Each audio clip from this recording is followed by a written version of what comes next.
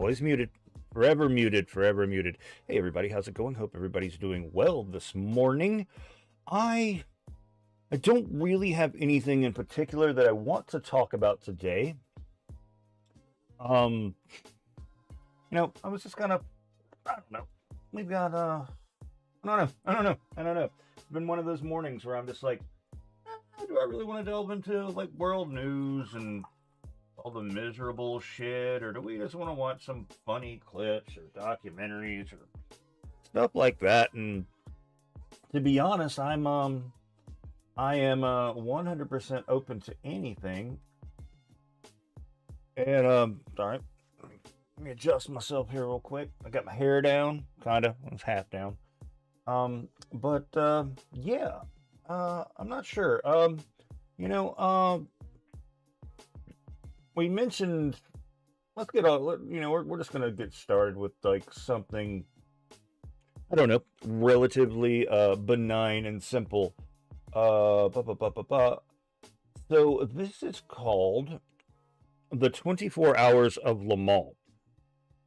Now, what the 24 Hours of Le Mans is it's basically you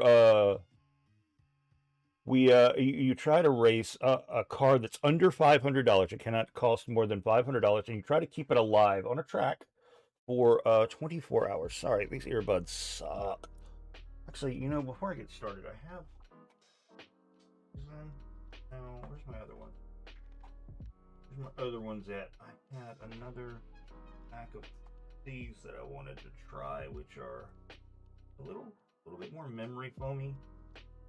Are these? They're about the same size, aren't they? I'm gonna switch these out real quick. Just give me a second. Oh yeah, please enjoy the BGM. Well, I'll just get the video started. How about that? And then we can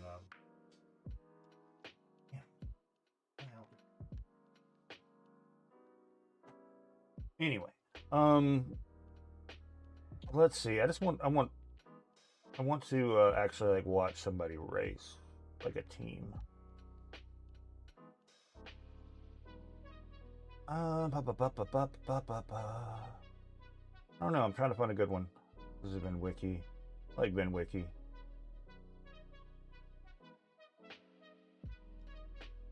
Let's just do this one. Let's go here. All right, we're going to podcast. We shoot everything inside Riverside. Take that off. Put our show in 4K, even though we're 1,000 miles apart because we won't move to New York. And your crappy internet doesn't matter because it records. Yep, make sure this is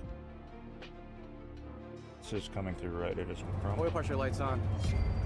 Are you coming to the pits? He's gonna have to wait for a tow from the track. Well, No, that's not what I good. wanted. Ah, shoot. That looks like oil. And No, I don't yes, wanna it's do oil. anything. Not good. Hold on. Do you know what happened? Here it is. It's one. Hold on. All right. Look at that. I'm gonna work on it. Yeah, this is the piston side. Try this. Oh, that wasn't important, right? That wasn't important. Come on! Air cool. Oh, that's so not good. Okay, I see. All right, who's got an engine? So as some of the team went out to go pick up the engine we found at a local junkyard, the rest of us got the car in the garage and started to disassemble the car so we could pull out our blown engine. We spent most of that race day just removing parts so we could get to the engine, and as you can see, there were a lot of parts. And finally, by the end of the day, we were able to remove the engine, but unfortunately, it was too late. But I want you to listen to one important thing I said while we cheered on all the teams that made it to the end of the race. Next year, this right here, this is our goal. I want to see our car finishing the race and be a part of this parade. This is really cool. But we have a lot of work we need to do. We need to get our car sorted.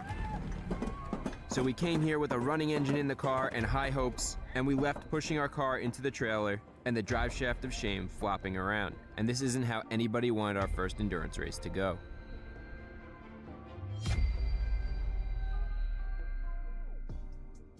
Hey guys, Chris Fix here, and today we are making our big comeback. We are back at New Jersey Motorsports Park for the 24 Hours of Lemons endurance race, and this year we are prepared to finish this race. But before we get on the racetrack, I want to bring some good luck to the team. All right, team. So last year, as we know, we had some pretty bad luck with our engine, blowing the engine at like 15 laps in and then not having enough time to swap out to a new one. So I wanted to bring some good luck to the team. So I got this. This is the rod from our number 2 piston, and it goes to the guy who was unlucky enough to be driving it when it sent it to the moon. So he gets to wear it. So hopefully this year we do much better. Let's try to get at least, what do you think, like 200 laps? More than 15 laps this year, and we'll go with that. Let's try to finish. Our big goal is to go to the finish line and finish and do that parade lap. So there we go. Hopefully this brings us a little good luck. So with the car ready to go, before we could race, we needed to pass tech inspection. And you can see we have an actual theme this year for the Soapy Water Racers. Now last year we passed tech inspection no problem at all. So again, this year we should pass no problem, and we made the car even safer. Tech Inspector Dale went over the car thoroughly and couldn't find any problems, so our car passed. Yeah, the car obviously can't blow up. To go on the track and race. Next up, something we've all been dreading, the infamous BS inspection, where Inspector Eric makes sure everyone has a $500 car, and if not, he'll add penalty laps to even the playing field so every team has a chance at winning this race. So this is the motor you bought last year during This is the junkyard motor that we got last year after we blew up. So the common failure points, we tried to like make a little more reliable. Seems like a reasonable set of progress to take. Well, it's good to see you back. Good to see you as well. The car looks nice, Yeah. which is weird, but you know, it's not just silver, which is good. So let me see your tech sheet. You guys passed tech? Yes, sir. It's good. So being a BMW, you're gonna stay in class A, which is the fast class. But you know, you haven't changed anything significant, so I'm gonna put you in.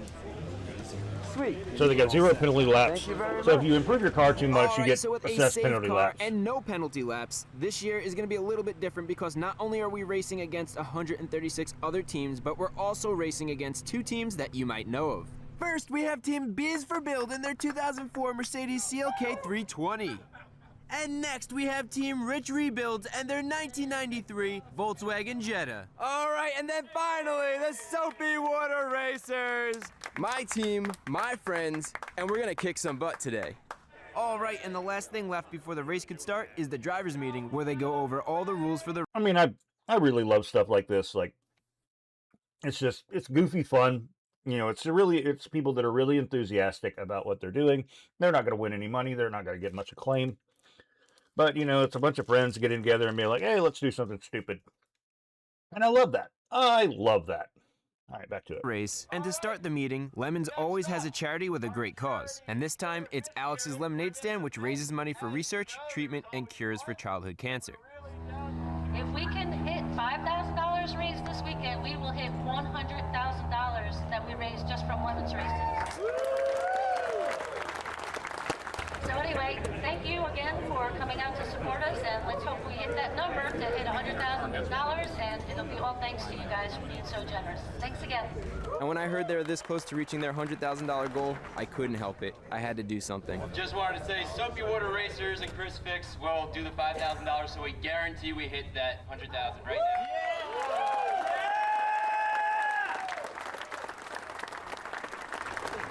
And I want you to print into everybody who see that man's face. All right? All right. Let's get down to the semi-important stuff.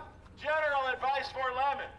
Now, for the remainder of the drivers' meeting, we're told about all the different rules, how to get on and off the track, what the different flags mean, the speed limit in the pits, stuff like that. Is you are here to be friendly and cooperative and love thy neighbor. You are not here to work out 30 years of daddy issues by T-boning and elbowing and trying to step on a guy's head to show how awesome you are. Right? Right!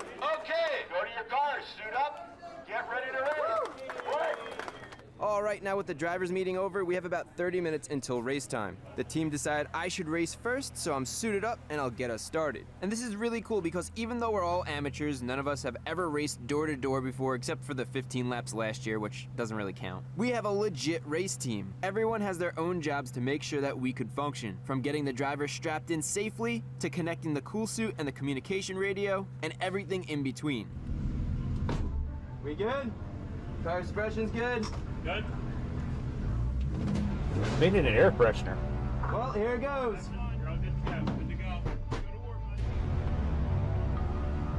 Thank you. All right, heading on track. Here we go.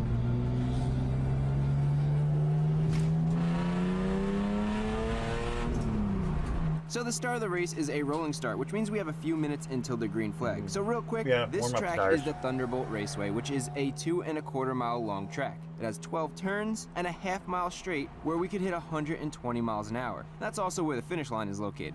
And speaking of the finish line, right now we're passing the last turn, getting onto the straight, and the green flag drops on B's for Build, who's 3 cars in front of me. So it's time to chase him down. All right. At the end of the straight is a tight Sorry, right I'm turn just- where I'm we'll just definitely watching be the video testing with you brakes. guys. And then there's a short straight and another right, and you can see B is for Build right up there. So the top 3 cars, I assume these guys will with the BMW are in the A class. So you've got a Jetta, great car, reliable, probably won't break.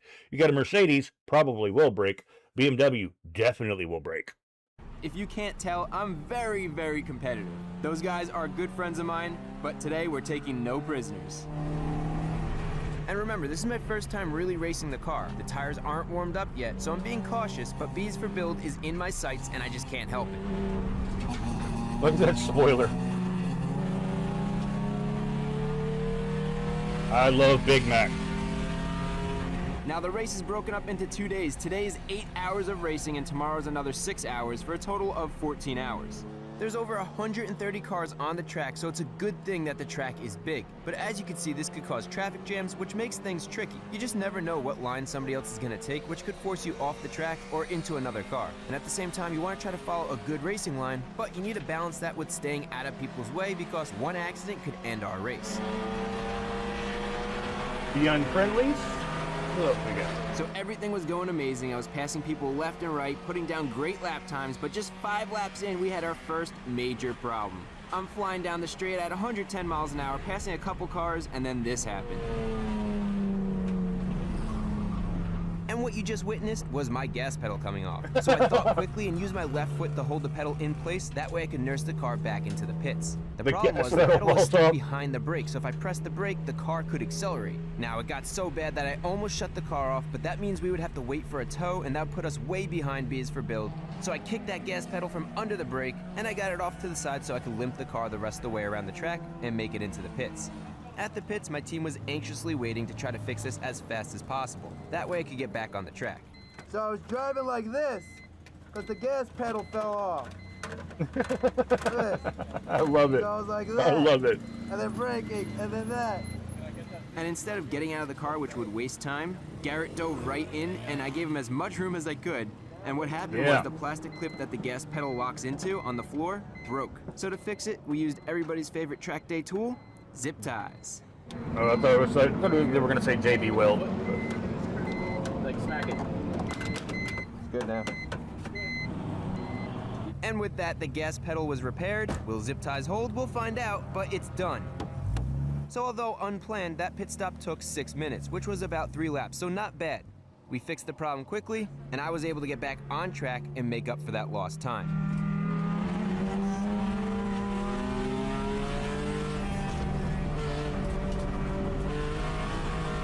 Turn on the radio, man. Come on. Get some On driving average, to. each lap takes about 2 minutes for a pretty decent lap. Sometimes there's traffic or a yellow flag, so it's more than 2 minutes, and then sometimes you have a really good lap with great racing lines, and it's a little less than 2 minutes. And at this point, 2-minute laps wasn't good enough. I needed to go quicker. So I was passing car after car, putting down amazing sub-2-minute laps over and over and over. And I was really cooking out there, and it felt absolutely incredible. The whole team was getting... This is the 24 hours of lemons. Basically, they're racing $500 cars for about 14 hours. They say 24. The whole race is about 14 hours. They have different divisions. This guy's in the A division because he's got a BMW.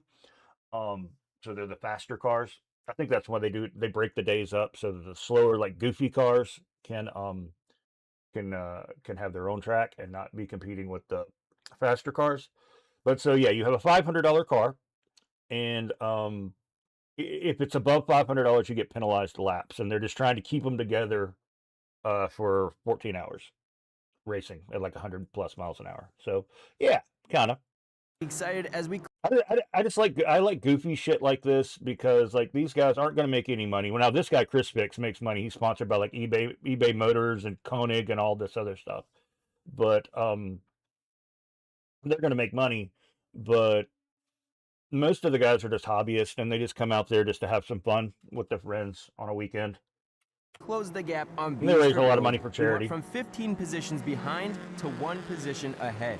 And I was pushing the car harder than I ever knew I could. The nerves of being a beginner and racing door to door were fading away, and I started to understand why people love endurance racing. This is a blast. But with the fading nerves, I got too comfortable too quickly, and I really wanted to get past this Honda I've been chasing down for a couple of laps. And I thought I saw my move to pass, but my inexperience quickly proved otherwise. Nope, too fast, too quick. I had too much speed, and since I didn't want to cut the guy off, I kept on the power, and I had a horrible race line, so I slid off the track. And unfortunately, when all 4 tires go off the track, you need to come in for a penalty. So I headed back to the penalty area in the pits, and I've never done this, so we're about to find out together what actually happens. So, what'd you do? Now, when I got in for the penalty, I explained what happened, and I was told to drive more carefully, more defensively. That way, I don't drive off the track again. And since this was the team's first penalty of the race, it was more of a warning. Don't suck. Yeah, Suck less. Suck less. Sounds like he said drive more aggressive. That's exactly what he said. Luckily, our first penalty wasn't bad, and it didn't take a lot of time. And funny enough, just as I finished my penalty and I was heading out, our rivals were in my rearview mirror pulling right behind me because they went off the track for the second time. So this penalty for them was a little more than just a warning. So, this is the Bart Simpson penalty we're going to give you, which is a classic.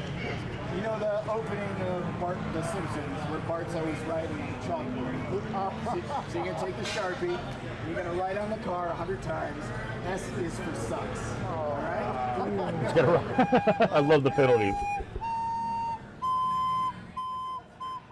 So as their team rushed to write out 100 S's for sucks, at this point we're behind in the standings, and this was my chance to pull ahead. So I went all out, pushing the car to the limit, but being smart where I pass people. And after about an hour, I was killing it. I was having a blast, but I wanted to get my friends some seat time. Hey, so it's been about an hour, and I want you guys to get some seat time too, so let's switch out drivers. I'll do another lap so you guys can get ready. And I have to be honest, after an hour, I was exhausted. I never thought race car drivers were real athletes, but boy, was I wrong. Just in this $500 BMW, the G-forces from the turns and the hard braking over and over was exhausting. Even just 110% focus you need at all times. Their gas pedal's already fallen off. It fell off on the second lap. So they had to zip tie it back on. So it was mentally taxing. So now I had a new respect for race car drivers. So now with me out of the car, it's Garrett's turn to race. But before Garrett got in, we did a quick under-hood inspection just to check everything out, and we noticed a problem with the car, so we all got to work to fix it as quickly as possible. I'll show you guys in a second, but the power steering pulley was rubbing up against the coolant expansion tank, and if we didn't address this, we could lose all our coolant on the track, and if we didn't notice, we could destroy the engine. So Garrett was under the car zip tying the radiator and expansion tank right up against the front core support, so hopefully it won't rub. So you can see our fix for the race. Zip ties pulling the expansion tank away from the engine. You can see how close the tank is to the pulley, and we're thinking on high-speed turns, the car might flex or maybe the engine moves just enough so that the pulley hits the expansion tank. So I'm glad we caught this before the expansion tank broke, and we could have easily overheated the engine, ending our race. So with Garrett all suited up and strapped into the car, he was off, and unfortunately, this pit stop took us over 20 minutes, which put us way behind in the standings. We still have a running and driving car, but B's for Build was putting down lap after lap, and now they're 10 laps ahead of us, so Garrett has a lot of catching up to do. And catching up he did.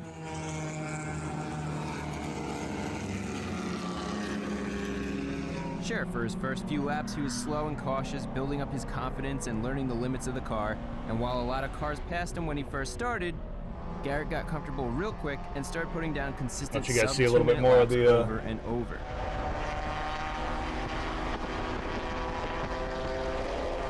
Just watch his focus as he passes these cars at 120 miles an hour like it's nothing.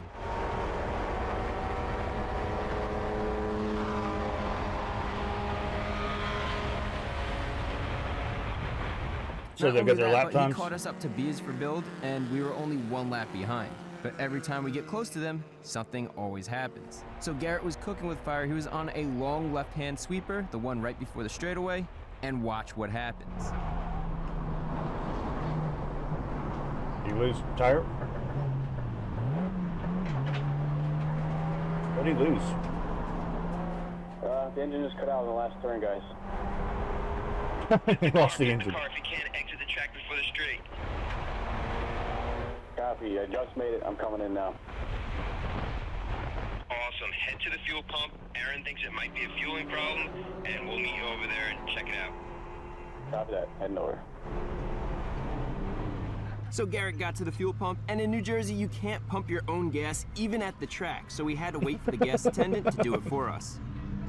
You can't pump your own gas. Tank, if you're heavy in the turns, you're gonna cut. Right turn, right? I thought I broke it, yes. And I didn't know this was a BMW thing, but the reason for this is because the fuel tank is split into 2 parts since the drive shaft runs under the tank. And the fuel pump is only on one side of the tank with a slower transfer pump on the other, so for the rest of the race, when the fuel level reaches half a tank, we need to come in and fill up, which is gonna hurt us time-wise. Now, after we filled up, Garrett got back out on the track and finished up his hour of driving. He was looking good out there, hanging with some of the faster cars, which was helping him pick the right lines and teaching him good strategies of getting around traffic.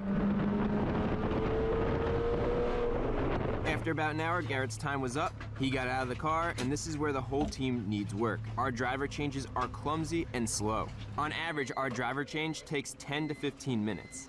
For this driver's change, we check the coolant reservoir. It seems like the zip ties are working to keep the reservoir off the pulley. And we also check the lug nuts to make sure they're still torqued to spec. That way we don't lose a wheel on the track. Okay, so now it's Ari's turn, and at this point, we're still behind B's for build by 5 laps, and we're in 83rd place overall, so hopefully Ari can make up some time. Thank you, sir. And just like everybody else, this is Ari's first time out here wheel-to-wheel racing, and his first time on this track, and to add to this challenge, it started raining. And this is actually a good thing for our heavy all-wheel drive car. Now we had the advantage on the slick track. Most of the other cars out here are either front-wheel drive or rear-wheel drive, so they can't take turns as fast without losing grip. And while everybody's lap times were overall slower in the rain, we used the all-wheel drive to our advantage, and Ari got us from 83rd place to 74th place. After his half a tank was up, Ari came to the fuel pump and we filled her up. We did a driver change, so Ari got out, and now it's Aaron's turn. Good luck out there. Remember, we're here to race for 2 days. Just wanted to give Aaron a friendly reminder because I know he's able to push this Beamer the hardest out of all of us. This will be the true test of whether the car can last. And this was Aaron's first time in the car since Piston 2 decided to make our engine air-cooled. So it's definitely nerve-wracking, but it's time for some redemption. And Aaron was ripping our Lemon's car around the track harder than she's ever been driven before. We're only a couple laps behind B's for build, and with Aaron behind the wheel, they are in trouble. Speaking of trouble, if you're wondering where Team Rich Rebuilds has been, well, it's been a rough first race day for them. They've been struggling with fueling problems and fuel leaks, which has been keeping them off the track. Hopefully they could get it all sorted, and we'll see them out here today. And with Aaron blasting away on the track, he was pushing the car very hard to catch B is for build, because if he passes him, we'll have the lead, so this is our chance. I'm not sure who was driving, but they spotted us in the rearview mirror, and they aren't gonna let us pass without a fight. That's a decent looking little Mercedes. So Aaron made his move. Yeah, I like, my niece is really big into like F1 and rally racing, so it's kind of something we I kind of got into it because of her, because I like talking to her and hanging out and talking about stuff she's interested in. So she's really big into that. So we'll watch the 24 hours of Le Mans or 24 hours of Daytona, and we'll watch the rally races in Baja and all that stuff, and she likes it a lot. So we'll like get on Discord and watch it together. But yeah, I mean, I'd love for Nyenas to do something like this. Where is this track at? What was it called? Thunder? Does it say in here?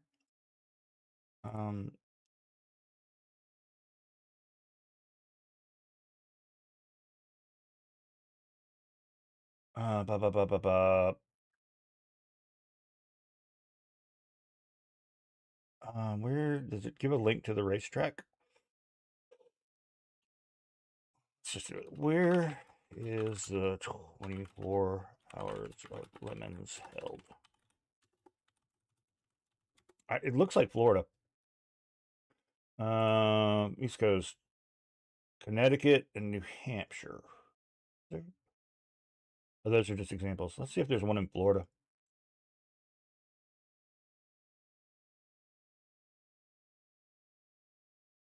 South Carolina, Kentucky, and well, there's one in Atlanta. Oh, there was one right outside my city. It was actually just this past week at Barber Motorsports. I wish I would have gone. Damn, that would have been fun. But yeah, we could get her. Could we get her into Atlanta, Brazelton? Can we raise enough money for her and Husbanus to put together a team and a car? That'd be a hell of a lot of fun. You think? I'm sure she's got some park cars laying around. We get her a team. She can race in her Power Ranger suit. Oh, in the Gulf. We've got one in NOLA. We got one in Oklahoma. How is Jennings, Oklahoma part of the Gulf? And then Angleton, Texas. So they got one in Avondale, Louisiana. I think Atlanta would be closer for her, though. And that'll give her a year to build the car. That'd be super fun. I would drive over to Atlanta just to help out, fetch and carry. That'd be fun. That would be a lot of fun. She might or might not do it, but I think it'd be fun. We'd have some good times.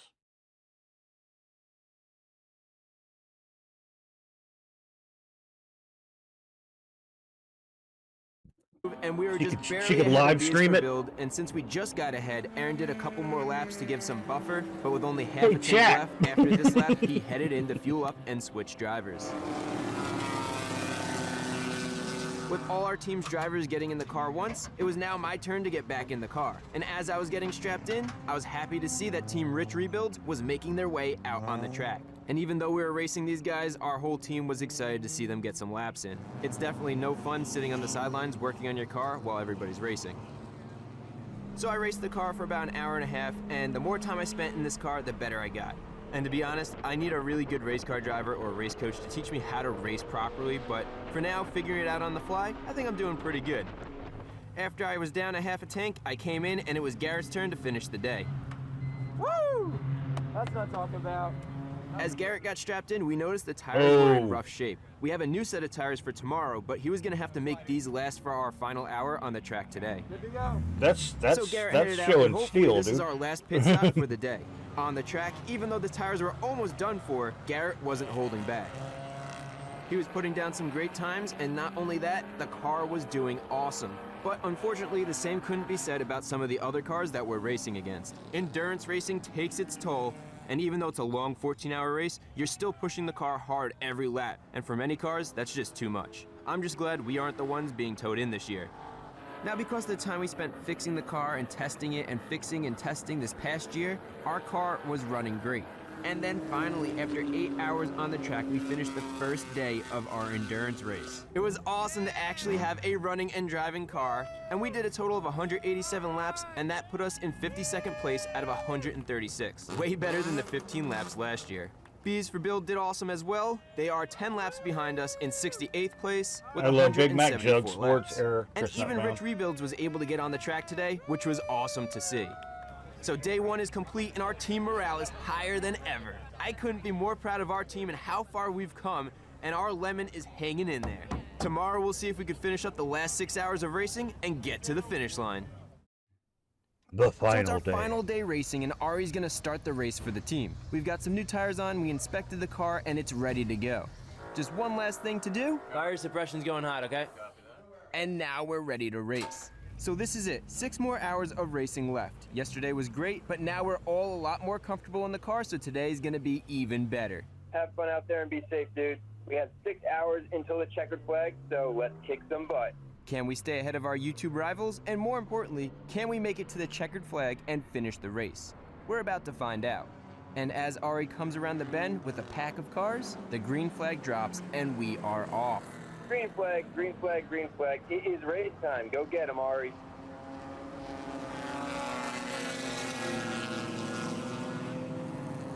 Now, a lot happens in 6 hours, but here's the highlights to keep Oh. things interesting. Ari did an awesome job with consistent sub 2-minute laps, and we got down to 49th place. And this made it so we're no Nice. longer neck and neck with B is for Build. He just ran his best lap of the race at 1:49.1, But on his last lap before switching drivers, this happened. What happened? Nope. Oh, lost the screen, the shield. I have no clue where that cone came from, but in a split second at 115 miles an hour, that took out our under tray and our fog light. Hopefully we didn't damage the coolant lines or anything like that under the car.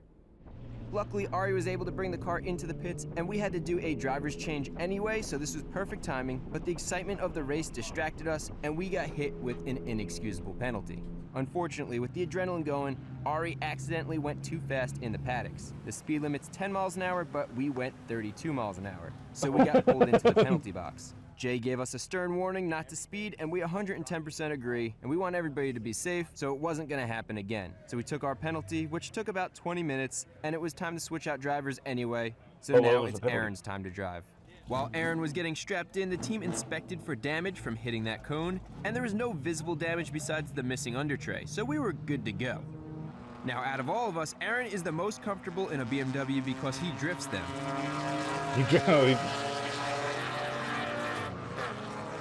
And while he was out there, you could see his determination to make back as much time as possible. He consistently lapped under 155, and for his timeout, he got the best lap of the race for our team, putting down a 147.6. Aaron is great at pushing the car to the limit, but maintaining control. Right after his best lap, this happened.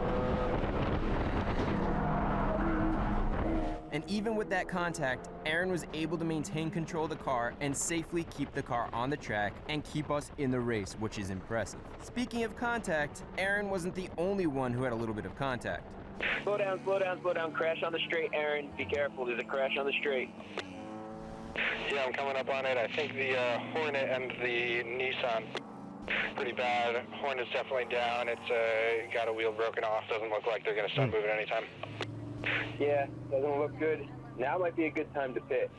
So as the whole track was under a caution, Aaron's been out for over an hour and a half, so it was the perfect time to come back, fuel up, and switch out drivers. Yo, come here. I just had big contact with the Miata. The alignment is like a hair off. We just need to watch the alignment on this tire. So Aaron explained the steering was off a little from the Miata hitting the front wheel, but she's still drivable. And upon inspection, the tie rod is definitely bent a little, but it should be good to get us through the rest of the race. So Aaron got out and I got in, and I guess we'll see how she handles with a bent tie rod. And just like that, I was off.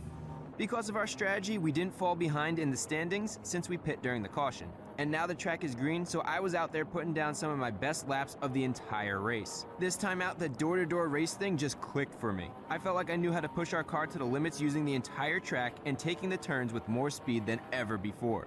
Yet I was in control and looking pretty smooth out there, passing cars that were blowing by me yesterday. Driving on the ragged edge of the car's limits is a lot of fun. Yeah. Then after unknowingly putting down my best lap time of the race, a 148.1, Garrett jumped on the radio and he let me know. Chris, can I get a copy? I hear you loud and clear. Chris, congratulations on 300 laps in the soapy water race car.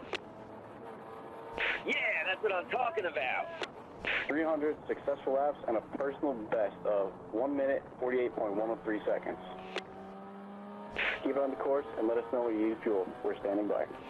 I can't even begin to explain to you guys how amazing it felt at this moment. This is the feeling that gets you addicted to endurance racing. Last race, we did 15 laps. We struggled the entire race to swap a junkyard engine in. It was torture. Today, we just finished putting down 300 laps, and we're actually a competitive race team.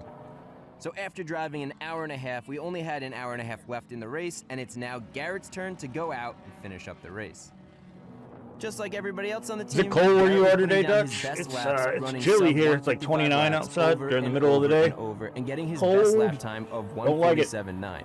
At this point, but it's going to be in the 60s and 70s next week, so I think we're done with this shit. But with everybody doing so well, and with us pushing the car harder than ever before, there was only 30 minutes left until the checkered flag and disaster struck, right at the end of the straight.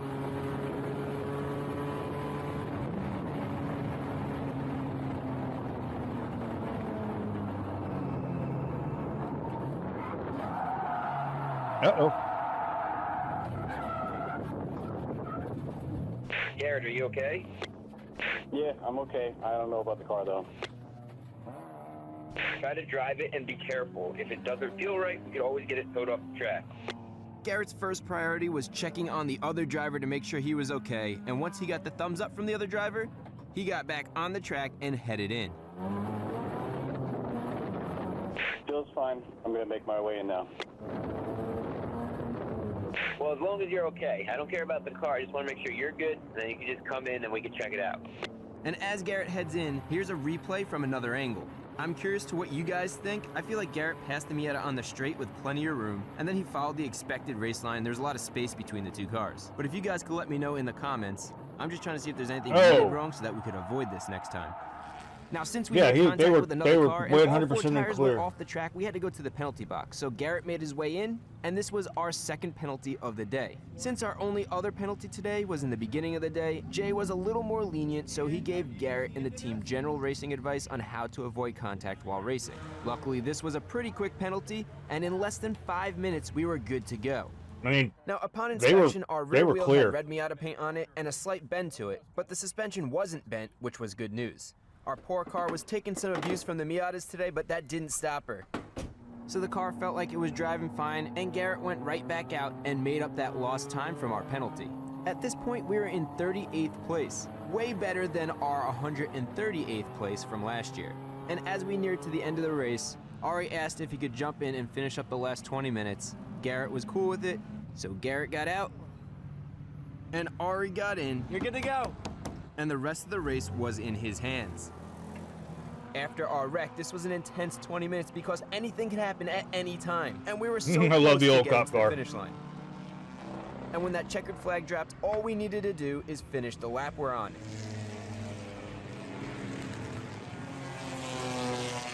And just like that, our car crossed the finish line and we completed our first 14-hour endurance race. I can't put into words how amazing this felt. All the hard work that we put into this car paid off, and we made our comeback.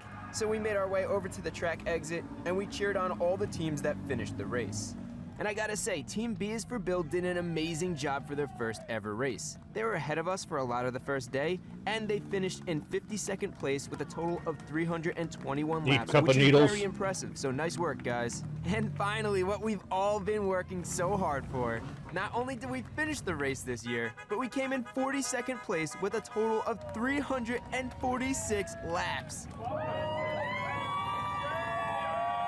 And that's just under 800 race miles. That's insane. What a race. And unfortunately, Team Rich Rebuilds had a similar Lemons experience to our first race, completing only 16 laps, but I can't wait to see their comeback next year. After the parade, Ari headed back to the garage spot, and we met him there to do one more important thing since the engine was still hot. Now, real quick, before the award ceremony, I want to get an oil sample while the oil is still hot so we could check the condition of the engine and oil after 14 hours of abuse. So let's get the hose and the bottle to collect the sample. So this will be the and ad. to remove the What oil else we got? dipstick and check it out. We didn't burn any Ad, oil this ad, entire ad. race. Let's go. Incredible. Hey guys, on 1, 2, 3, ready? 1, 2, 3. Hey guys! And to finish it off, unlike last year where we had to push our car into the trailer, this year it could drive in under its own power. Now, I hope you guys enjoyed our great comeback. And remember, no matter how badly you failed at something, if you really want it, don't give up. Right. Learn from Well, those that was fun. mistakes and come back So, stronger. if anybody's interested, this is Chris Fix. Let me see if I can just like link his channel.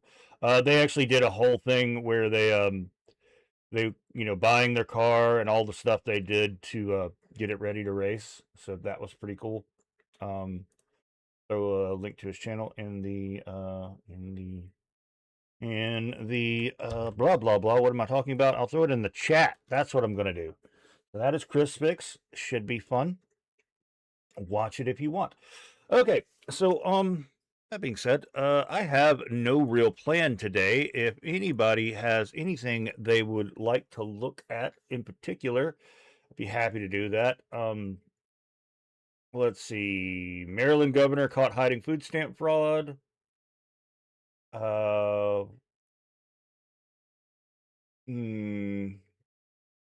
have a crash out from DSP, of course. We have some D&D lore we can do. Controversial banned books. Some more Amelia stuff. We have where Keir Starmer just gets berated by the House of Parliament. That looked a little bit interesting. I don't even know what that was supposed to be. And I've got some stuff on Venezuela. Got the 13-year-old boy that swam to save his family. When was the Great Pyramid of Giza actually built? I don't know. I actually haven't watched the crash out for DSP since Asman brought him up yesterday. So let's see what this crash. It's only 7 minutes, so we can do that. We'll go ahead and do that. Bop, and we'll take this down. All right, what do we got? What you got for me, Snort Hogan? No one gives a fuck about drama. Why? Can I ask the internet a question? Why are you all such fucking sissy babies? Why are you so into drama? Why are you all little bitches? Every one of you into drama I'm a little is bitch. a bitch. I'm trying to play Street Fighter today. It's incredible.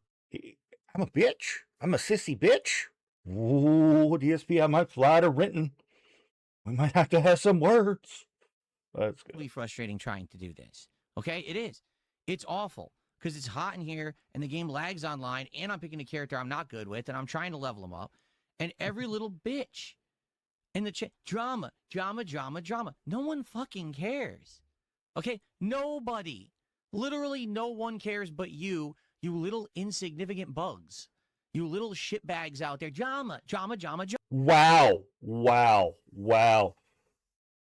DSP secure in the snort fort. God, what is this shirt, though, man? I hate to criticize other men's appearance because, God, I could lose some weight, I know, and among other things, but like this Henley you've got, it makes you look like an old grandma with tits down to her belly button. I'm just gonna throw that out there. I'm just saying. Drama. No one fucking cares. All I want to do is play games and have fun on my streams with my audience, and I gotta have these idiots coming, spamming the chat the entire time. Like, come the fuck on. Can you grow the fuck up? I don't care. How about this? The more you buy his ass hurts, Asman. How dare you? Asman Gold is a homosexual basement dweller, zero success and zero morals. He's a bug. Oh my God, drama is fun. He's crashing out. I love the chat. I wish I could zoom in on it for you guys, but I love the chat. The more that you bring it up, the less you'll get. Maybe if you shut the fuck up and didn't spam the Street Fighter 6 stream with drama, I would have actually cared to look at it, react to it, and give a damn. But now I don't. Because you're a bunch of little incessant children acting like idiots. Children. He's learned new words. He's learned new words. All I want to do is play games. Drama. Go climb up a fucking tree. Go climb up a tree. What talks like that? Jesus, man. God, calm the fuck down, man. Get away from me. Seriously. No one cares. Run more of your chat off. Yeah, 204 watching. All right. So tonight on the late stream, guess what we're not going to do? Drama. We're going to play RimWorld and enjoy each other's company and chill and have a good time. Right? And guess what we're going to do tomorrow when we play Dragon Quest VII? Not drama. We're going to enjoy this is how he talks to his supporters. Wow. That I've never played before. Drama-free zone. Tomorrow night? We're going to play a hybrid game between a supermarket sim and a horror game. Climb up a tree. Is that the thing? Guess what we're not going to be talking about? Just take climb a tree is the new male U.S. food. You have any idea what it is that I won't be talking about during that time? Let me tell you. Let me see. I wonder. What is it that Phil will not be talking about? Drama! I don't care. I don't care what anyone said. I don't care what this guy said, what that guy said. Well, who the fuck cares what they said? You realize you're acting like a schoolyard child. You're acting like a little gossiping girl. I like this one. What Dunstan said right here. He had a bad day at work and he's taking it out on us. That's the equivalent of what you are to act like that. You're like a little gossiping girl in high school. In high school? Is that what you want to be? You want to be a gossip girl in high school? I don't know. I guess that's what Asman is. He's pretty successful. Right? I guess so. I don't know what else to say. I was focused on Sagat. And man, I didn't have a good time, to be honest. That was a pain. You didn't have a good time. Stream, but man, you didn't have a good time. And here I am trying to He focus. wings his fat. 100 idiots spamming the chat about who fucking cares who said about who. I don't care. I'm 43 years old. I forgot how old I am. I'm 43 years old. I don't care. Maybe if I'm bored, you understand? If I'm really bored one day and I need something to do, I'll look it up and I'll react to it. He's or I'll never care. given. I don't care. Okay, you do because you're a sissy bitch. A sissy bitch? We're sissy Not bitches, me. guys. I got shit to do. No, look at how many people he's banning down here. Banned. All right. Banned.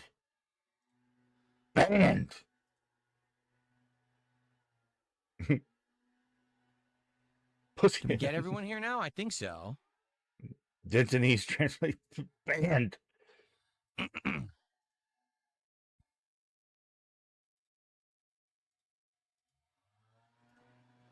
So many bans. I want to lock you in a room with a construction worker and hear you talk like this. Please do, because you want to know what a construction worker doesn't care about? Internet drama. Do you want to know why? Because a construction worker has to deal with real life. They have a life and a job and a family, and they worry about that. They don't worry about gossip on the internet. Really, they don't. They'd be too busy. I'd love to have a conversation with a construction worker because they're normal people who don't act like fools, to be quite frank with you. Okay?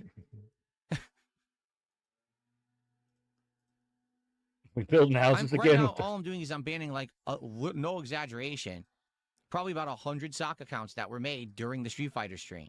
The bummer is we had no mods. We had almost no moderation. Can't get anybody to mod for him. Damn, so not Bill. only was I trying to play an incredibly frustrating game in 86-degree Fahrenheit heat, but I was also putting up with this nonsense in the chats, and there was nothing I could really do about it besides try to moderate when I could, you know? Aw. But I Feel couldn't bad for really him do now. it well. And I apologize to anyone who was here, a normal person who was just trying to, like, enjoy We that have like stream. 10,000 mods on not. YouTube. It wasn't possible to enjoy Heat it. as a because idiots- detractor, the look, royal I'm not even gaping. kidding. I banned 20, 30 accounts right now. There's more. Banned. This guy has like 50 plus Banned. accounts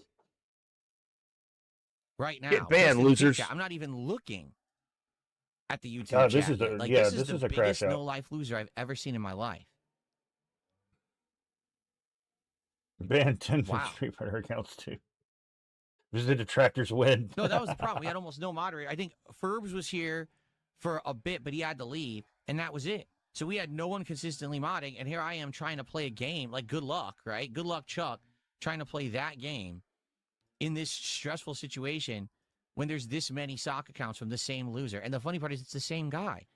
He's literally spamming the same message on every account. He sat here and made hundreds. No, I mean, it's automated, dude. It's not that fucking hard. You got to wonder, like, where did these cracked people come from? I love how his family numbers are going to up tell as he him, "Oh, what crashes do you do? You out. sat on your It went PC from all like day making 185 to 100 sock accounts 224 to show because Dark everybody's like, Cycle's he's channel." crashing out. Well, you did what? No one tells him to stop that?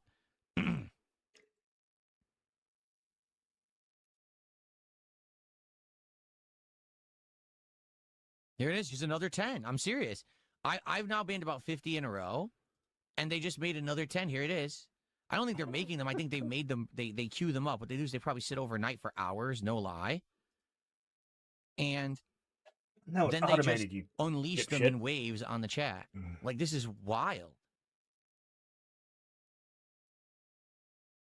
That had to be 50 accounts I just banned in a row. Like, what else am I going to do? I mean, it's insane.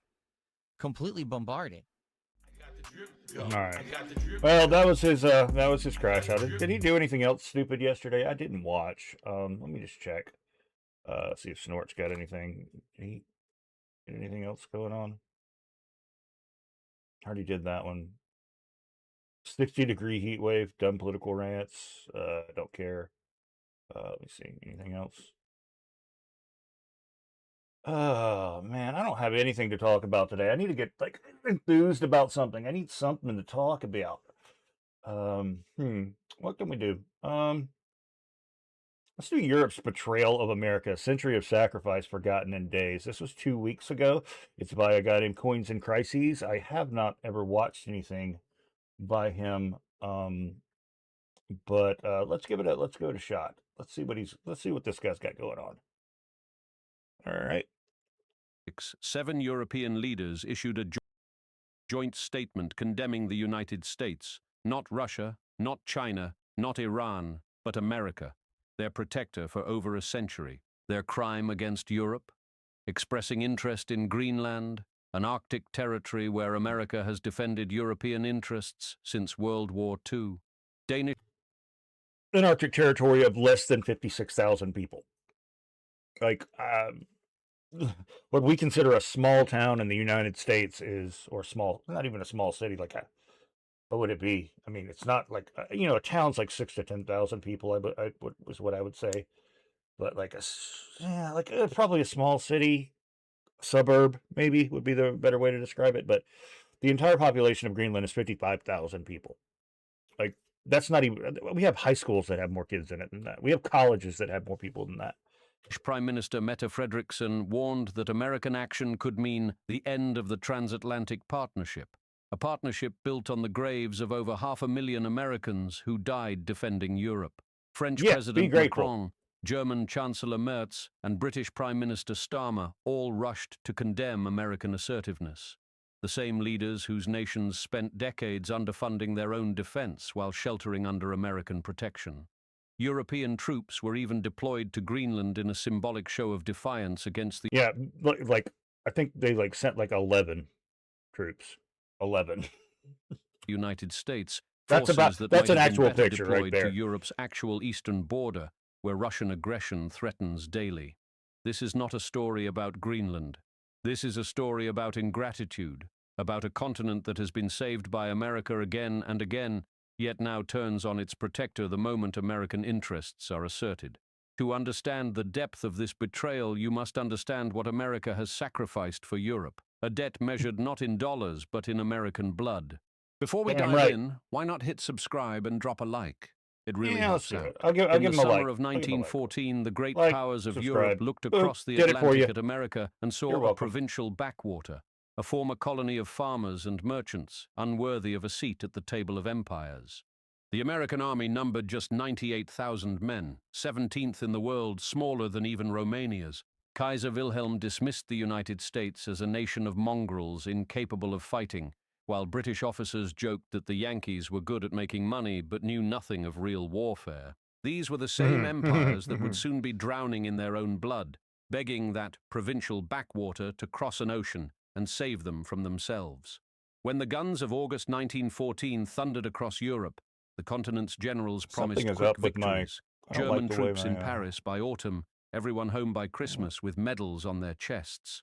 Instead, the Western Front became a 400-mile-long graveyard stretching from the Swiss Alps to the English Channel, consuming an entire generation of European youth. At the Somme in 1916, British forces suffered 60,000 dead and wounded before lunch on the first day alone, the bloodiest single day in British military history. The Battle of Verdun consumed 300,000 men on both sides, fighting for months over hills that changed hands a dozen times and remain too poisoned to farm today. By 1917, the proud empires that had mocked them in Verdun, on a hot summer day, all the oil from the bodies rises up out of the ground and it just becomes all slick and gross. And gross. America were bleeding to death. Their treasuries empty, their populations starving, their armies cracking under unbearable strain. French soldiers mutinied by the tens of thousands, entire regiments refusing to advance one more step into the machine guns that had slaughtered this is a little bit more history Russia than I... collapsed completely. 1918, America, they spent the interwar years crippling Germany with reparations. Ignore 44 saw 19,000 Americans killed, stopping Hitler's last I'm enjoying this, but in I don't want a history lesson today. I kind of know this history, and it's why NATO equals a burden. Maybe let's see what he's done recently. There's a Trail of America. Yeah. Epstein files. CIA broke from within.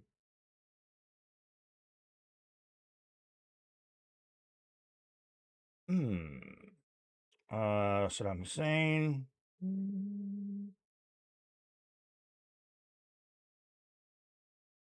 Should America leave NATO? Let's do that. Maybe it's a little bit more What's that? current events rather than... 44. Guys, Nina just built an app. In December 2025, a Republican congressman from Kentucky stood on the floor of the House of Representatives and introduced a bill that would have been political suicide just a decade ago. Representative Thomas Massie proposed H.R. 6508, legislation to withdraw the United States of America from the North Atlantic Treaty Organization after 76 years of membership. NATO is a Cold War relic, Massie declared, arguing that American taxpayers should no longer fund the defense of wealthy socialist countries that refuse to defend themselves. The bill was not laughed out of Congress, was not dismissed as the ravings of an isolationist fringe, but was instead co-sponsored by colleagues who saw in it the frustration of millions of American voters. Days later, President Donald Trump was asked directly whether he would consider withdrawing the United States from NATO if European allies continued to fall short of their commitments. The President of the United States, the leader of the free world, the commander of the most powerful military in human history, refused to rule it out. For 76 years, the question of American withdrawal from NATO was considered so absurd, so dangerous, so fundamentally unthinkable that serious people refused to discuss it. Today, that question sits at the center of American foreign policy debate, discussed openly in Congress, contemplated in the White House, and debated by citizens across the nation. Personally, I think we should leave. I don't think we should leave fully. Like, we don't want to break alliances or anything like that, but being a part of NATO no longer benefits the American people. Like, Europe hamstrings us left and right. They overregulate us. They're trying to arrest, some of our most influential and most important people. They mock us. They think we're stupid, provincial, backwater. They still believe that. I truly do not believe that Europeans' attitudes towards us have changed that much, to be honest, from pre-World War II days. So I see no benefit to being in NATO anymore. I would love somebody to explain the benefits to us. If it's a trade agreement, then I'm not too concerned about that. We're the largest consumer market in the world, and the largest producer of food, and the largest producer of just about everything. So, what, we lose some money for a little bit, and then we get it back when they come asking. So I don't really see I don't see the benefit. Honestly, I do not see the benefit anymore of being in NATO or the organization as a general rule. Like, Europe can have the EU and whatever protection pacts they want to organize amongst themselves, and we will then ally with that group, that entity. But as far as what's going on with NATO now, I don't see it, other than being able to have forward military bases, which I don't think they'll make us take back anyway. Should America leave NATO, the alliance that shaped the modern world, that prevented Soviet domination of Europe, that bound the West together for 3 generations? This is not a question to be answered with slogans or sentiment, but with a clear-eyed examination of costs and benefits, of obligations and returns, of what America has given and what America has received. The answer will shape the future of American foreign policy, the security of Europe, and the global balance of power for generations to come. To find that answer, we must examine the case for leaving, the case for staying, and the consequences that would follow either choice. Before we dive in, why not hit subscribe and drop a like?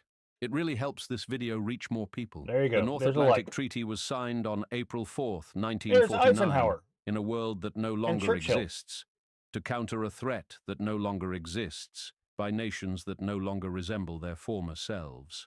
The Soviet Union, the enemy that NATO was created to contain, dissolved into 15 separate republics on December 26, 1991. Many of which are in NATO now. Over the Kremlin for the last time. The Warsaw Pact, the Soviet military alliance that NATO was designed to deter, was formally dissolved on July 1, 1991, its armies disbanded and its bases abandoned. The ideological confrontation between capitalism and communism that defined the Cold War ended with the total and complete victory of the Western system. General Dwight Eisenhower, NATO's first supreme commander, told Congress in 1951 that if American troops remained in Europe for more than 10 years, the entire arrangement would have failed. His prediction reflected the shared assumption of NATO's founders. This was a temporary shield while Europe recovered, not a permanent entitlement for wealthy nations to exploit. 76 years later, over 100,000 American soldiers still stand guard on European soil, and the temporary has become permanent in ways Eisenhower would have found incomprehensible. The Soviet threat that justified American sacrifice is gone, yet the sacrifice continues as if Stalin's tanks still massed on the German border. Defenders of the alliance argue that Russia under Vladimir Putin represents a threat comparable to the Soviet Union. But the numbers tell a different story entirely. The Soviet Union commanded an economy roughly half the size of America's, with 300 million citizens and military forces numbering over 4 million active personnel. Russia today has an economy smaller than Italy's alone, with a population of 144 million that is shrinking by hundreds of thousands every year. The European Union's combined gross domestic product exceeds $20 trillion annually, more than 10 times Russia's economic output of approximately $2 trillion. If Europe cannot deter a nation 1/10 its economic size, the problem is not insufficient American protection but insufficient European seriousness about their own survival. NATO was created to help Europe stand on its own feet, but instead it taught Europe that standing was unnecessary when America would always carry the weight. At the Wales summit in September 2014, NATO members made a solemn pledge to spend at least 2% of their gross domestic product on defense by 2024. This was not an American demand imposed on reluctant allies, but a commitment that European leaders themselves agreed was the bare minimum for collective security. 10 years passed, Russia launched a full-scale invasion of Ukraine, and the majority of European NATO members still had not kept the promise they made at Wales. Germany, the wealthiest nation in Europe with the fourth largest economy on Earth, spent barely 1.2% of GDP on defense for years after making that pledge. The cumulative underspending by European NATO members since the 2014 Wales summit exceeds $827 billion compared to what they promised. $827 billion is not an accounting abstraction, but real money that should have purchased real tanks, real aircraft, and real ammunition for European defense. That money instead funded European social programs, universal health care, free university education, 6 weeks of paid vacation, retirement at 60, while American taxpayers covered the security bill. The average European worker receives 30 days of paid vacation annually. The average American worker receives 10 days, if they receive any paid vacation at all. Europeans retire earlier, work fewer hours, and enjoy more generous government benefits across every category, subsidized in part by American defense spending that Europeans refuse to match. American children in Ohio and Texas and Michigan will inherit the debt incurred to protect European children whose governments chose welfare over warfare. At the 2025 NATO summit in The Hague, allies finally agreed to a new target: 5% of GDP on defense and security spending by 2035. But Spain immediately demanded an exemption, with Prime Minister Pedro Sanchez capping his country's commitment at barely 2% while still expecting full American protection. If the pattern of the past 76 years holds, and there is no evidence it will not, this new commitment will be broken just as every previous commitment has been broken. American patience has limits, and 76 years of broken promises have exhausted the goodwill that once made burden-sharing disputes a minor irritant rather than an existential question. The strategic argument for NATO rests partly on the claim that the alliance economically isolates America's adversaries, denying them trade with wealthy Western economies. This argument collapses entirely when examined against the actual behavior of NATO allies in the years following Russia's first invasion of Ukraine in 2014. Germany continued construction of the Nord Stream 2 pipeline even after Russian troops seized Crimea, deliberately increasing European energy dependence on Russian gas.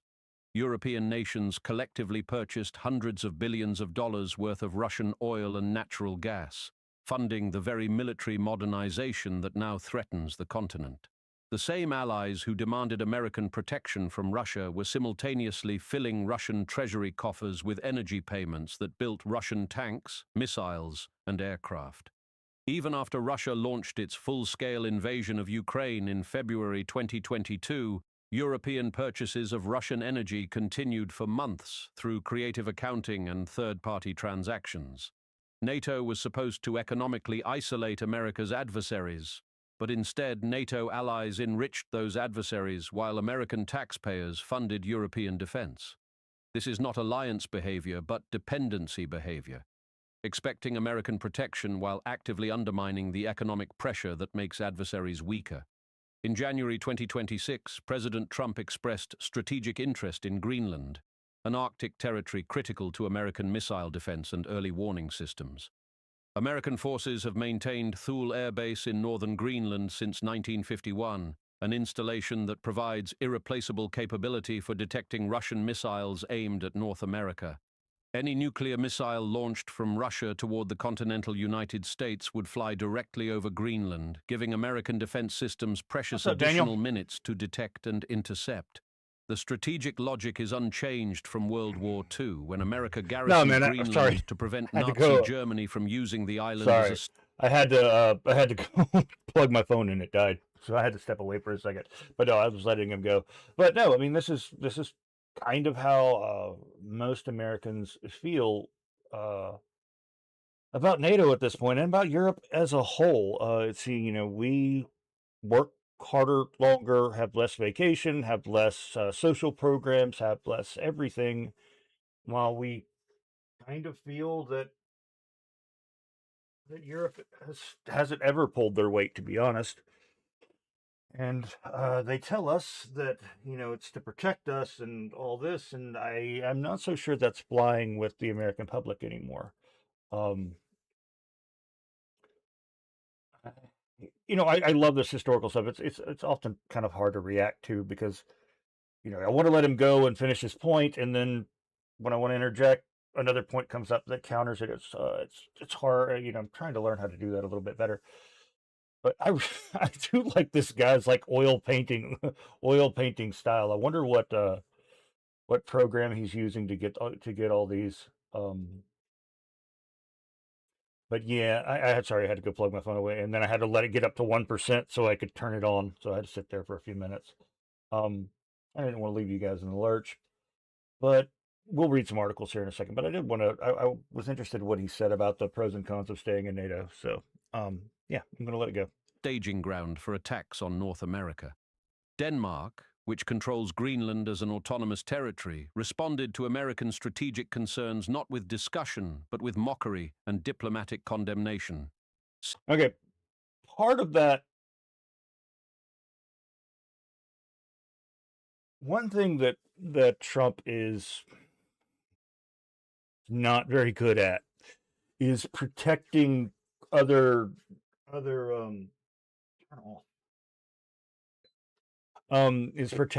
nations' leaders' pride and the pride of the other nations' populace as a general rule. You kind of have to do that. You kind of have to lie a little bit and boost them up a little bit, and then you can negotiate with them. You can't just say we're going to do it whether you like it or not, and expect them to go, well, okay, you're the big guy on the block, just go ahead and do it.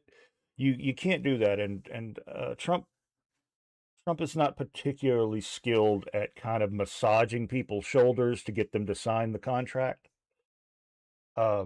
He's a bull in a china shop when it comes to negotiations. He knows he's in a position of strength, and probably based on his background and being in real estate, and I was in real estate for a while, if you're in a position of strength, then you throw your nuts on the table and say, let's compare sizes, and you already know you're the biggest dick in the room.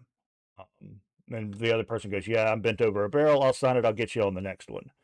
Well, what America's latest foreign policy has done was to show the rest of the world that, we've been real nice. And this is just how I feel about it. He's like, we've been really nice, and we feel that y'all have been screwing us, and you've been screwing us for quite a long time. And we're tired of playing nice. And we're going to tell you how it's going to go, and that's how it's going to go. Now, You know, like I just said, that's not necessarily how you deal with the big egos of world leaders who have militaries. They don't just have bank accounts, they've got militaries. And they've got to answer to their people, and they've got to answer to their people's pride and national pride. And that's a little bit different than like a corporate lawyer. That's just my take. 7 European leaders issued a joint statement condemning American interest in Greenland, the same leaders whose nations had spent decades underfunding their own defense. European troops were deployed to Greenland in symbolic defiance of the United States, forces that might have been more useful on Europe's eastern border facing actual Russian threats. Denmark maintains an active duty military smaller than the New York Police Department, yet Danish leaders presume to lecture the United States about strategic priorities. Since you've made it this far, you're clearly enjoying the content, so please hit subscribe and drop a like. It helps more than you think. With that said, let's get back to it. This is the nation that relies entirely on American power for its security, that cannot adequately patrol its own Arctic waters, that expects American protection while condemning American interests. The Greenland controversy revealed the fundamental attitude beneath European diplomatic pleasantries. American sacrifice is expected, American protection is demanded, but American interests are dismissed. Allies who cannot meet their own defense commitments found their voices. Is that Joe Biden? Or is that supposed to be Trump or Biden? I don't. Yeah, I think you screwed up on the president there, buddy. When America asserted its own security concerns, and those voices were raised in condemnation of their protector. The United States currently spends approximately $886 billion annually on defense, representing roughly 3.4% of gross domestic product. A substantial portion of that spending supports the defense of European allies through troop deployments, base infrastructure, intelligence sharing, and strategic capabilities.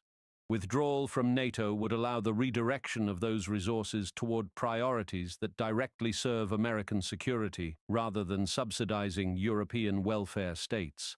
The golden... Okay, so that statement right there is a little bit wonky to me, like, to protect American security. Well, I mean, what is American security? Our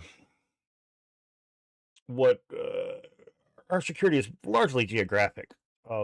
You know, we have the Atlantic, the Pacific, frozen tundra on the north, lots of sand on the south. Both of those countries are ostensibly allies, and they're allies. We're bickering right now, but they're allies, and there's no way in hell they would ever allow like a China to come through their territory to attack the United States. That's just, we wouldn't allow it to begin with.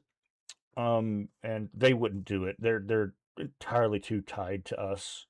Culturally and economically, as well as shared populations that cross back and forth across the borders. I don't think that would ever happen. If it did, we're in a whole lot of fucking trouble. But even then, an invasion of the United States is just not possible. So our defense spending is more a projection of power across the world. It's not necessarily defense so much as it is intimidation. We get a lot of favorable deals. We get a lot of, we get a lot of resources. We get a lot of free passage through places. I mean, the American passport, when I used to travel a lot, was pretty much a golden ticket. I never had to file for a visa outside of like Asia. I just showed up, and they're like, "Yeah, you can stay 60 days. We're pretty sure you're not just going to hang around and not leave." So I never really had to check in or be monitored or do any background checks. They were just like, "Oh, you're an American. You have a passport. Welcome to our country." So what would we do if we withdrew from NATO and cut off our funding? What would we do with that money? I hope it wouldn't be directed towards more defense spending. I hope it would be directed more towards, social programs and roads and improving infrastructure and building cool monuments and buildings and education and making life for the average American citizen significantly better.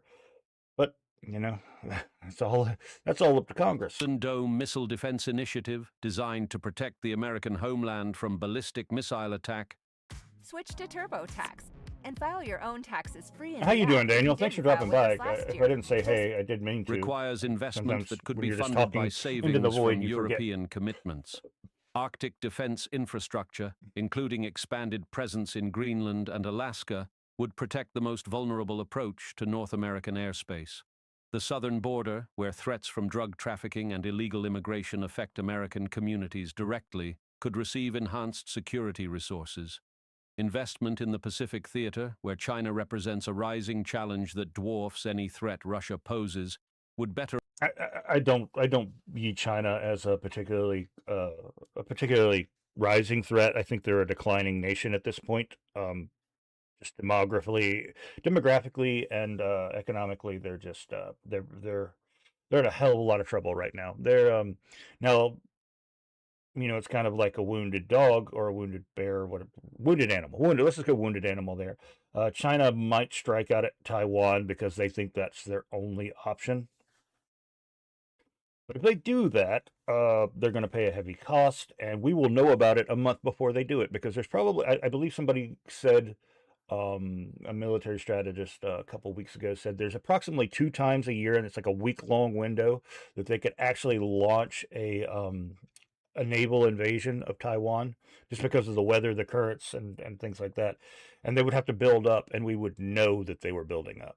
And then it wouldn't be very difficult to stop them from even making land in Taiwan. Of course, that would cause a shit ton of other problems if we did stop them and sink them in the middle of the ocean. But a land invasion, a sea land invasion of Taiwan is virtually impossible. Align American resources with American interests.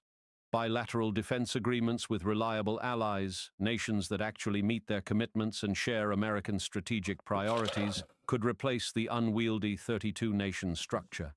America does not need NATO to project power. America needs strategic territory, willing partners, and the freedom to act in its own interests without bureaucratic obstruction. The case for remaining in NATO is not sentimental but strategic, resting on concrete military advantages that would be difficult or impossible to replicate outside the alliance framework. American military bases across Europe, in Germany, Italy, Spain, Turkey, and elsewhere, provide forward positioning that reduces response time to crises across 3 continents. Ramstein Air Base in Germany serves. But when we went and bombed Iran's nuclear facility across the world, we did it from within the United States. We did not trust Europe not to tell that we were coming. That's the big thing. The U.S. Military and intelligence apparatus no longer trusts Europe to keep their mouth shut. Serves as the headquarters for United States Air Forces in Europe and coordinates operations across Europe, Africa, and the Middle East. Naval Station Rota in Spain provides critical support for ballistic missile defense and serves as a hub for Mediterranean and Atlantic operations. In Sirlik Air Base in Turkey, despite... That's where my uncle was stationed for many years. He was the liaison for Operation Enduring Freedom to the Turkish Air Force at that point, I think. Complicated relations with Ankara provides irreplaceable access to the Middle East and Central Asia. These installations required decades to build, represent billions of dollars in infrastructure investment, and would be extraordinarily difficult to replace if America withdrew. The intelligence relationships built through NATO, signals intelligence sharing, human intelligence cooperation, and joint surveillance operations provide warning and insight that protect American interests globally. The Five Eyes alliance with Britain. Yeah,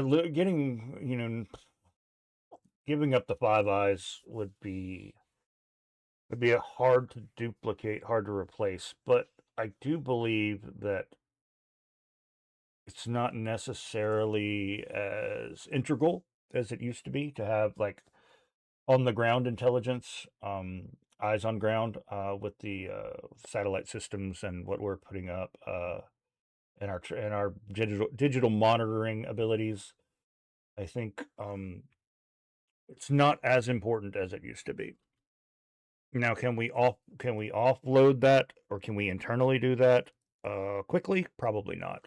There'll be there'll be a period of time where we're blind in a lot of parts of the world. Would survive NATO's collapse, but broader intelligence cooperation with other European services would be damaged significantly. Military operations in the Middle East, Africa, and Central Asia have relied on European bases for staging, refueling, and logistics that could not be easily replicated elsewhere. The argument that America does not need European bases ignores the operational reality of how American power has been projected for the past 76 years. Critics of NATO often argue that European weakness is reason enough for American withdrawal, but weakness in allies can be more dangerous than strength in enemies.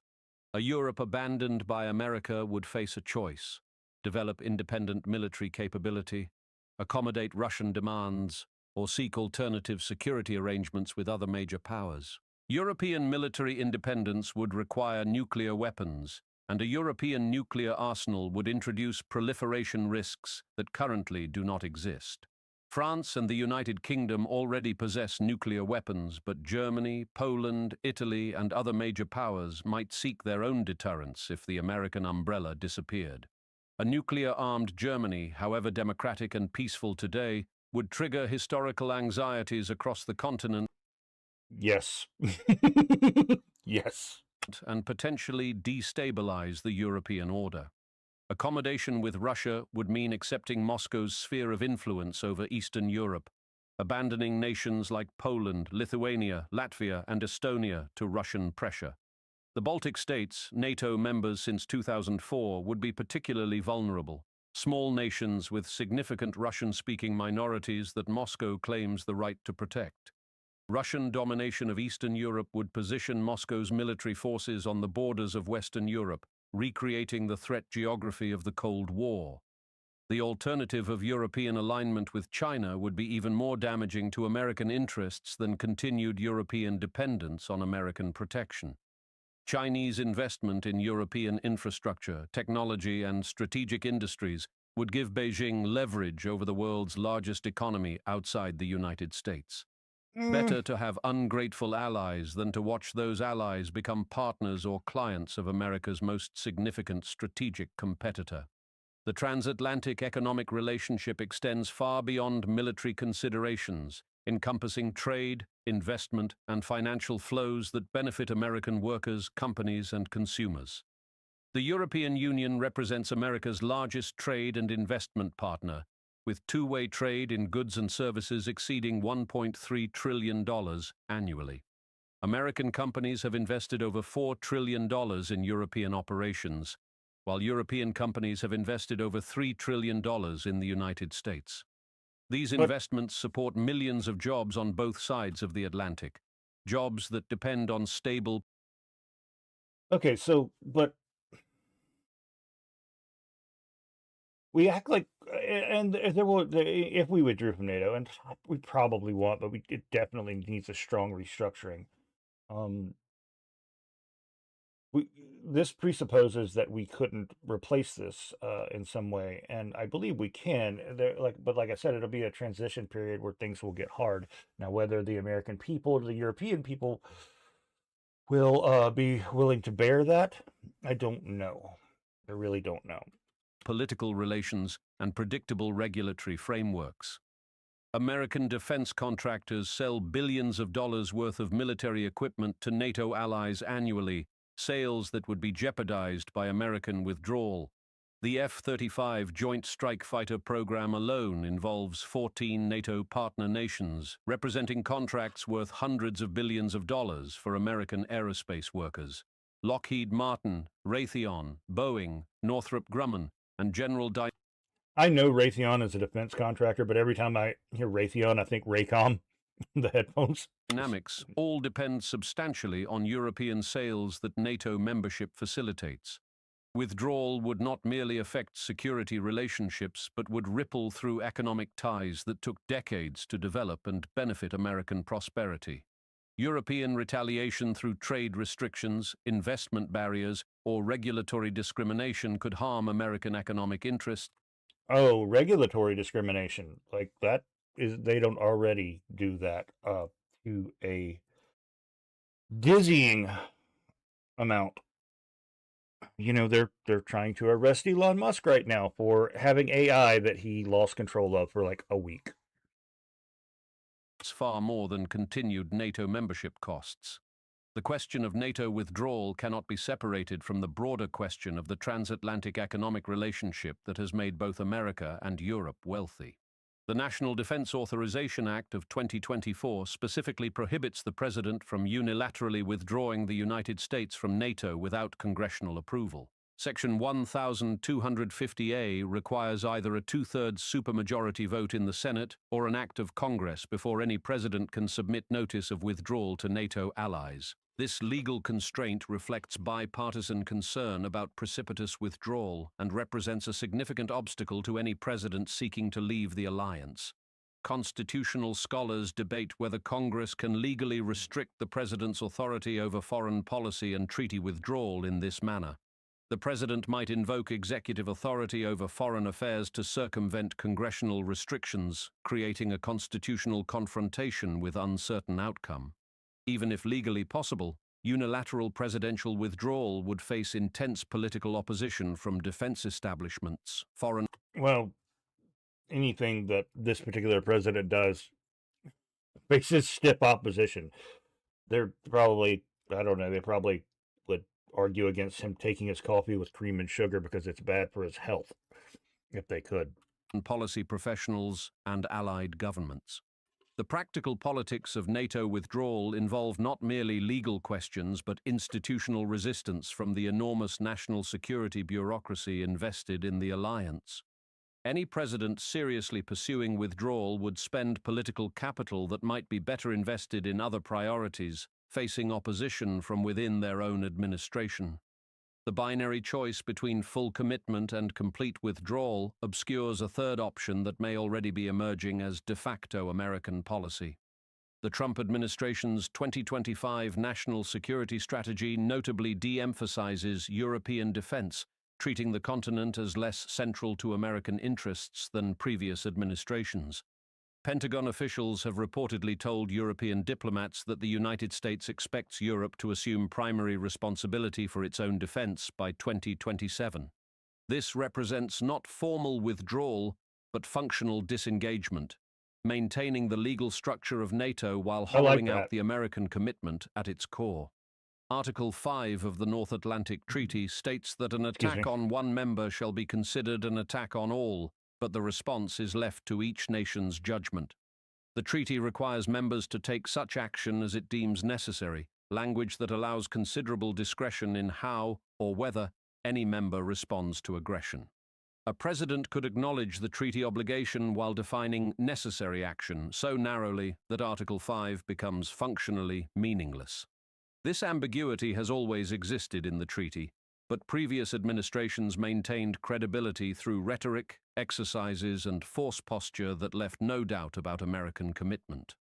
Strategic ambiguity, leaving allies uncertain whether America would actually fight for them, could extract concessions from Europe while avoiding the costs of formal withdrawal. Yeah, that's what they want. We want people to stop taking all our money and acting like we owe it to them. Europe would face pressure to finally meet defense commitments, knowing that American protection could no longer be taken absolutely for granted. This middle path offers America the benefits of alliance membership, bases, intelligence, arms sales, without the unconditional obligation to defend nations that refuse to defend themselves. But strategic ambiguity carries its own risks, miscalculation by adversaries who doubt American resolve, or by allies who feel abandoned and seek accommodation with enemies. If America withdrew from NATO, Europe would face its most significant security crisis since the end of the Cold War, forced to make decisions long deferred. The immediate military gap would be enormous. European NATO members collectively lack the strategic airlift, aerial refueling, precision munitions, and intelligence capabilities that America provides. Germany's Bundeswehr, hollowed out by decades of neglect, fields barely 50,000 combat-ready troops from a nation of 84 million people. France maintains more capable forces but cannot project power at scale without American logistical support. as the 2011 Libya operation demonstrated embarrassingly. Britain's military has shrunk to its smallest size since the Napoleonic Wars, its Royal British Navy military is operating fewer non-existent. than 20 major surface combatants. European defense industries have atrophied so severely that the continent could not produce enough artillery shells to sustain Ukraine through a single year of fighting. Rebuilding these capabilities would require a decade or more of sustained investment, during which Europe would be vulnerable to pressure from any serious adversary. The European Union has discussed strategic autonomy for years, but has never demonstrated the political will to fund it, coordinate it, or lead it effectively. Individual European nations might seek bilateral arrangements. Poland with... I love playing Risk.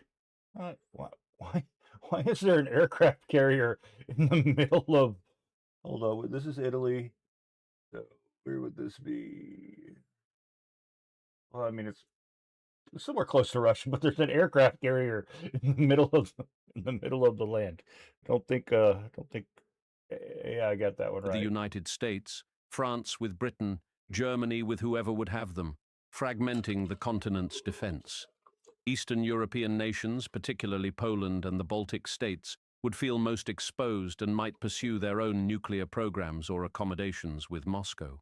The comfortable assumption that war would never return to Europe, an assumption that survived even the Ukraine invasion, would finally be shattered beyond recovery. Russian President Vladimir Putin has sought the dissolution of NATO since taking power, viewing the alliance as an existential threat to Russian ambitions in its near abroad. American withdrawal would represent the single greatest Russian foreign policy victory since the end of the Cold War, achieved without firing a shot at a NATO member.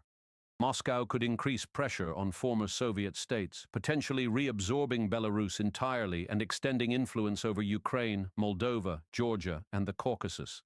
The Baltic states, Estonia, Latvia, and Lithuania, with their significant Russian-speaking minorities, would face intimidation, subversion, and potentially direct military pressure. Russian intelligence operations in Europe would expand without the counterweight of American capabilities, and European services would struggle to fill the gap. Putin would claim vindication for his long-held view that Western unity was a facade, that American commitments were unreliable, and that patience and pressure eventually triumph. China would benefit enormously from American withdrawal, gaining leverage over Western nations suddenly desperate for economic partnerships and alternative security arrangements. The pattern is already emerging. In January 2026, Canadian Prime Minister Mark Carney became the first Canadian leader to visit Beijing in nearly a decade, seeking what he called a new strategic partnership with China. Carney declared that China was a more predictable... Are they more predictable? Yeah, they're predicted to rob you blind. And I don't think Carney's smart enough to... He might be. I don't know what his motivations are, but they're strange. ...partner than the United States, announcing plans to ease tariffs on Chinese electric vehicles and elevate Canadian exports to China by 50%. The Canadian Prime Minister praised President Xi Jinping's leadership and spoke of building cooperation adapted to new global realities, diplomatic language for reducing dependence on America. Beijing welcomed the visit as evidence that American allies were finally pursuing strategic autonomy from Washington, portraying it as Ottawa, correcting the mistakes of following America too closely. If a NATO member as close to America as Canada can pivot toward China when pressured by American tariffs, imagine how quickly European nations might follow if American protection disappeared entirely. Beijing has already invested heavily in European infrastructure through the Belt and Road Initiative, and a security vacuum would accelerate European dependence on Chinese trade and technology. European technology, particularly in telecommunications, artificial intelligence, and advanced manufacturing, could flow more freely to China. Yeah, they will steal all of that. They will steal every bit of it. Without the security framework NATO I have a strong hate moaner for China and the CCP. I despise them. I wish we could remove them. Provides. The semiconductor supply chain, already contested between America and China, would become more vulnerable if European nations felt compelled to accommodate Beijing's demands. Iran, North Korea, and other adversaries would draw the lesson that American security guarantees are temporary, encouraging nuclear proliferation and regional aggression worldwide. Every ally in Asia, Japan, South Korea, Taiwan, the Philippines, Australia, would question whether American treaty commitments still mean anything at all. American global power rests not merely on military strength, but on a network of alliances, bases, and partnerships that multiply American influence across every continent. They do, and I understand what this guy is saying. Yeah, they do. Our alliances allow our projection of power more easily, but we can't just keep giving. And that's just it. We can't just keep hemorrhaging money for other people that aren't pulling their own weight. And that's what I believe this administration wants more than anything, is just like, you can't just keep taking and expecting to keep getting. NATO is the centerpiece of that network, and its dissolution would damage American credibility and reach in ways that might take generations to rebuild. Forward deployed forces in Europe provide not just European defense, but power projection capability into Africa, the Middle East, and Central Asia. Operations against ISIS, interventions in Libya, support for African partners, all relied on European bases that withdrawal would eliminate or... Okay, speaking from the angry Americans' point of view, what did we get from our power projection in Libya and Africa that we just couldn't buy? I mean, obviously we would want to keep some level of stability there, but what are we getting? What benefit? I mean, what tangible benefit do we get that we can't just buy? Complicate. Intelligence sharing through NATO provides warning of threats from terrorism, proliferation, and cyber attacks that directly affect American homeland security.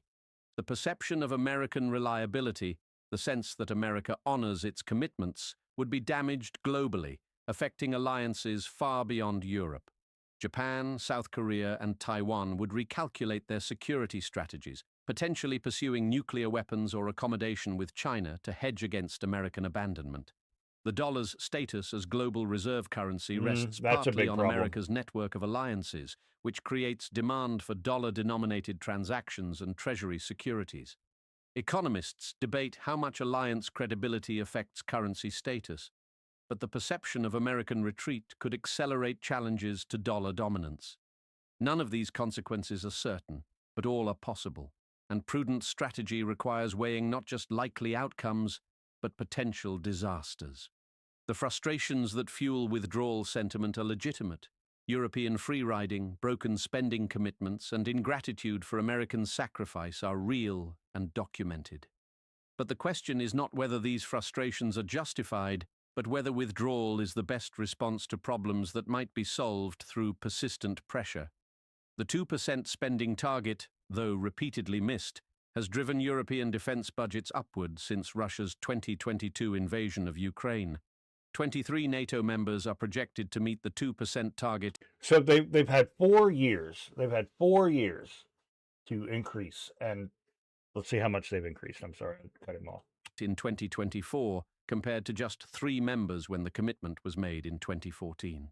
Poland now spends over 4% of GDP on defense. We love Poland. The Baltic states have increased spending dramatically, and even Germany has begun addressing its military decay. Oh. The 5% target agreed at The Hague in 2025, if actually achieved, would transform European military capability within a decade.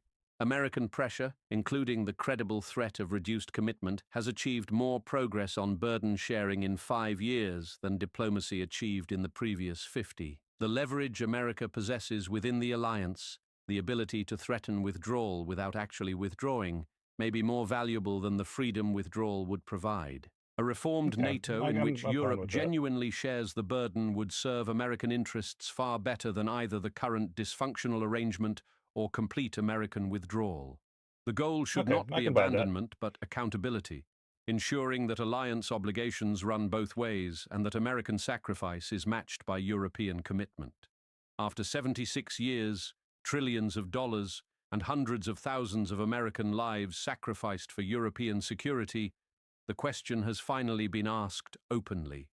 Should America leave NATO, the alliance that prevented Soviet domination of Europe, that kept the peace through the Cold War, that bound the West together for 3 generations? The case for leaving is powerful. The original threat is gone. Allies have betrayed their commitments, and American resources could be better spent on direct American interests. The case for staying is equally compelling. Forward positioning matters, alternatives are worse, and economic ties make divorce more costly than continued marriage.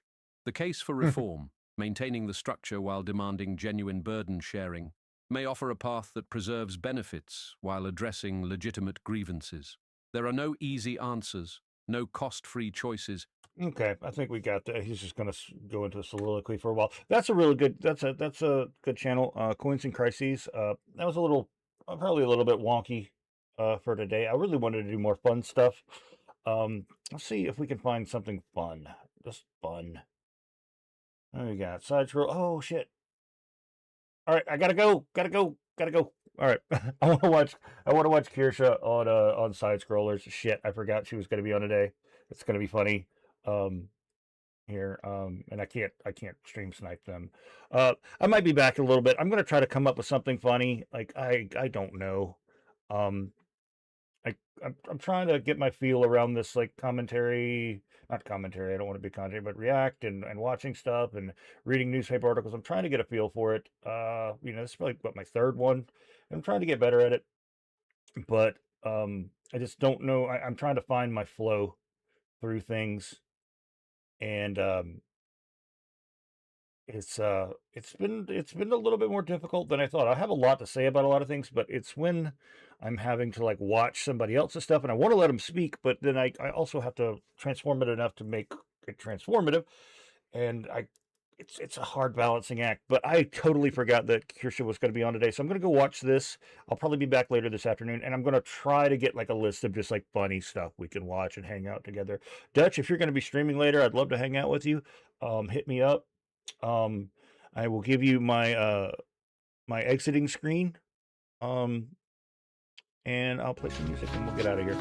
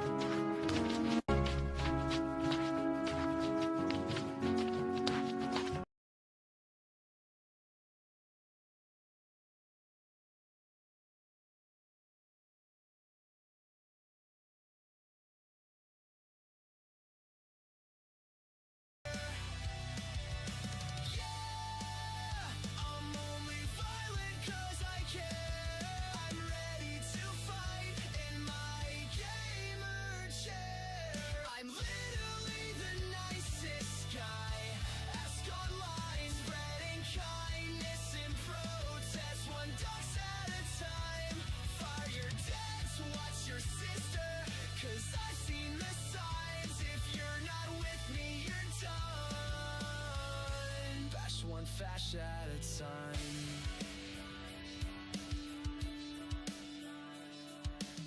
Antifa hoodie, oat milk latte in my fist. I'm a TikTok vigilant, you can't resist. I call myself a fash, he said MAGA too loud. Adding his boss, lost job, disavowed. I'm tagging your sins, let the masses judge. Armchair journalist with a digital grudge. It's my kindness that cuts deep like a katana. For the oppressed, I'll drag you down into the drama. It can't be that I'm the bad guy. We burned a church for a meme and a vibe. But they deserved it right for calling us sin. Are we the villains? Nah.